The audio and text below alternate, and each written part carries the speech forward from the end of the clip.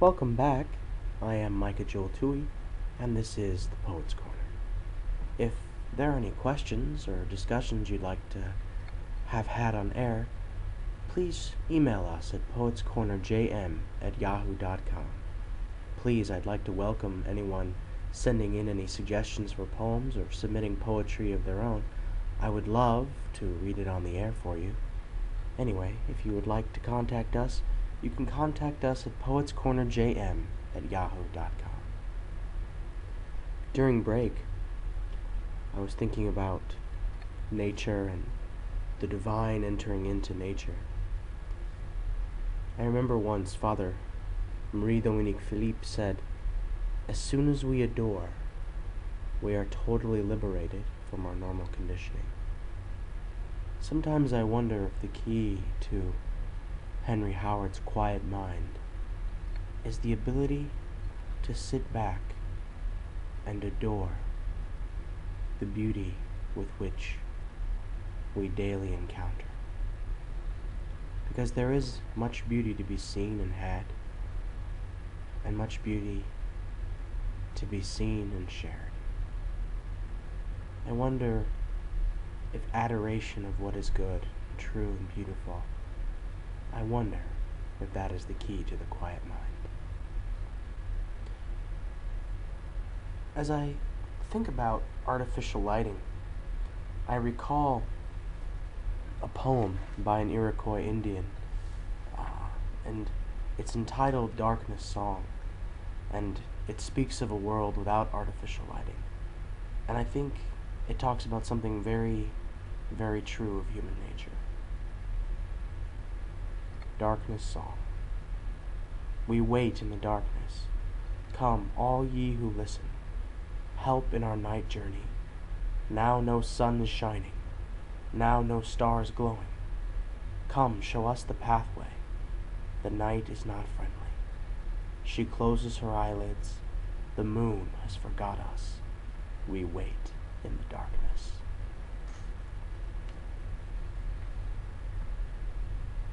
Poets in general are very, very fond of using the symbols of light and darkness.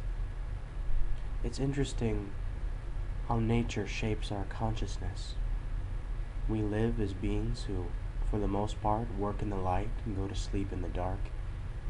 The light is a time of illumination, literally, of knowing, of understanding, of feeling that we have some way of knowing where we're going. And darkness, of course, is that place of mystery, of fear of the unknown, and of death.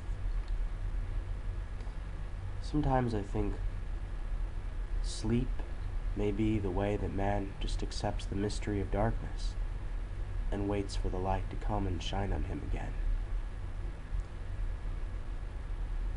Poets, I think every great poet at some point in his life has to write a poem about the moon, because the moon is this source of light in the darkness, and it's very inconstant. This week I had this urge to read a lot of 16th and 17th century poetry, William Shakespeare, Henry Howard, Thomas Wyatt, and while I was at it I couldn't help but read some of Shakespeare's plays, Macbeth and Romeo and Juliet.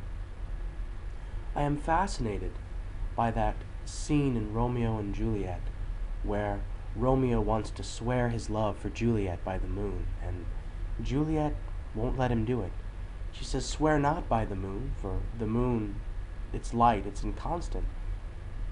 And she worries that his love will be just as unchanging as the light of the moon.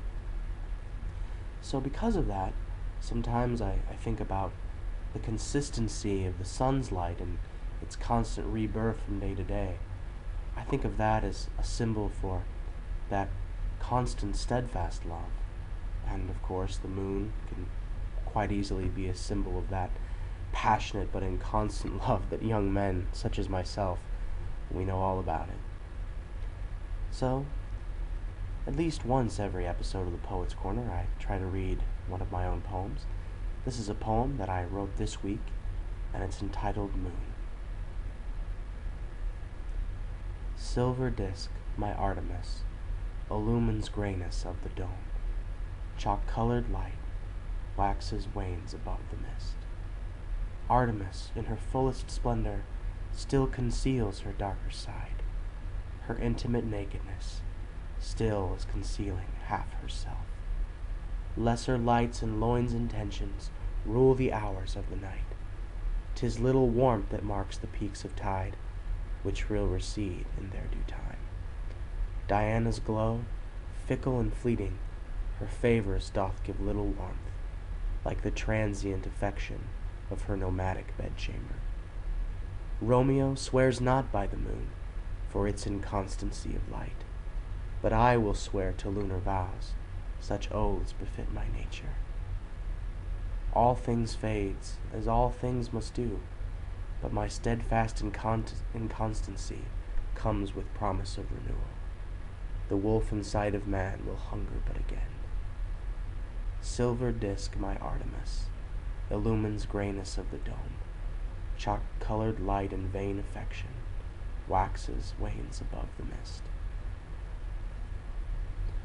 So that is Moon. I hope you like it. I think the meaning is rather obvious. Sometimes, since I always thought the beginning of love is truth, is honesty, to be honest about the temperamental nature of one's affections, maybe that's the beginning of love, and hopefully it can grow into something more like the sun, which is permanent, is lasting, gives light, warmth, and life. Who knows? What I know is that as I think about this poem, I want to complement it with a different poem, a poem that expresses something very different than this poem. It's a poem by William Shakespeare. It's one of his sonnets, Sonnet 116.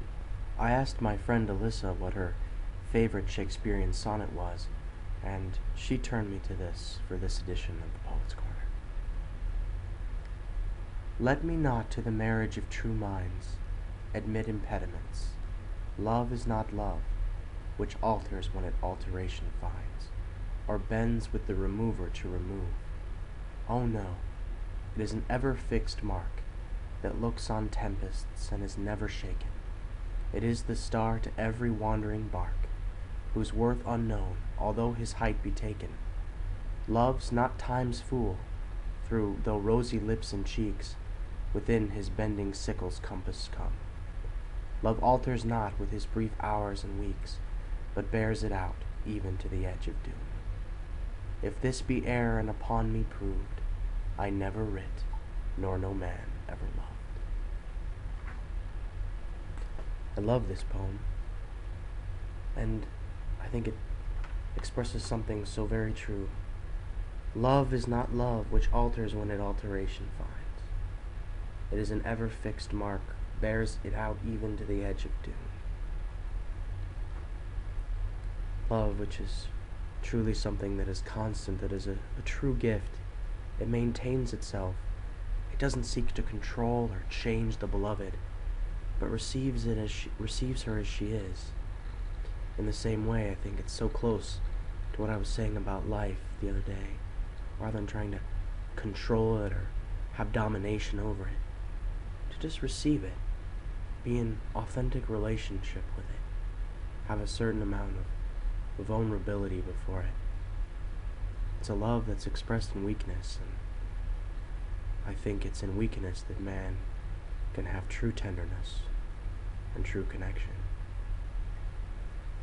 And as Shakespeare writes, if this be error and upon me proved, meaning if someone can prove that he is wrong, I never writ nor no man ever loved, meaning he has never written and no man has ever truly loved. Wow. It's really profound stuff. I think maybe that's a great definition of poetry. The unity of profundity and beauty. Or maybe I'm just looking too deeply into it, which is entirely possible. But either way, I love poetry. We'll be right back.